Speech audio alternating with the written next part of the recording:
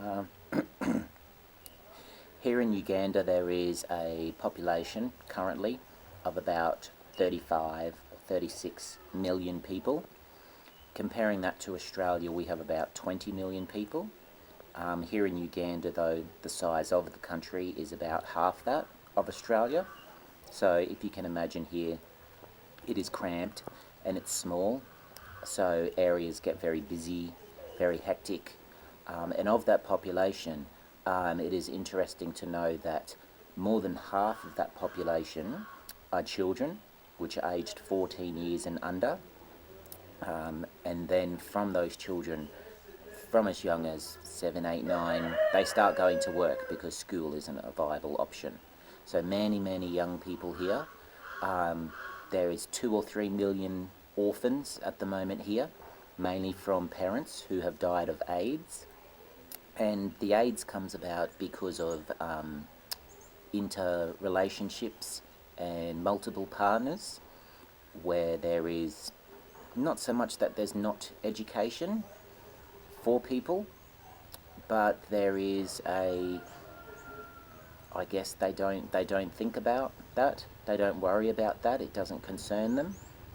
So multiple partners, interrelationships that happen causes AIDS, causes orphans, and there are millions of orphans at the moment in orphanages or in other homes with people because parents have died from AIDS. Here in general, you get the feeling that it is a very busy, very hectic lifestyle where people are going about their daily business, not really concerned about each other. That what they do here is they live for the day. So if a man has $200 in his pocket, he will spend it today. And if he has a lot of food and a lot of drink, he'll eat it and he'll drink it today. So they don't plan forward. They don't plan or thinking about what they're going to do next week or where they're going to be next week. Their mindset is they live for today, and then tomorrow they start again. They look for more shelter, or they look for more food or water, or look for ways to make a living. And there are so many shops here. There are shops that line the street, and all of them either very similar or the same kinds of shops, open 7 days a week, all hours of the night through to the early hours of the morning, all people trying to make a living. But the problem is that they all can make a little bit of money, but not a lot of money, because there are so many shops of shoes and clothes and fruit and vegetables and meat, but so many of them, and that is people's living. There are shops where people are working day and night. In night time sometimes there is no electricity for them, so they have candles or a candle in the shop to light it for customers.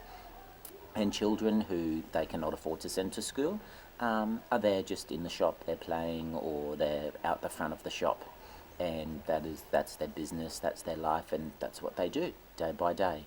And they go about their business. They walk around with the carrying big things on their heads like you see or like you've seen photos before, or riding the bicycles with lots of things piled up on it, and people walking around with big drums or like jerry cans to fill with water.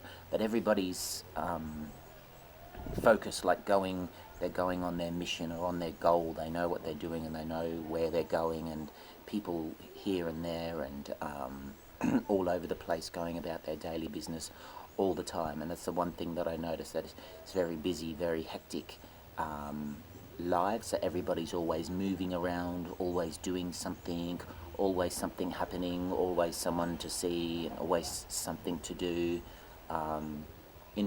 Very interesting way of life here.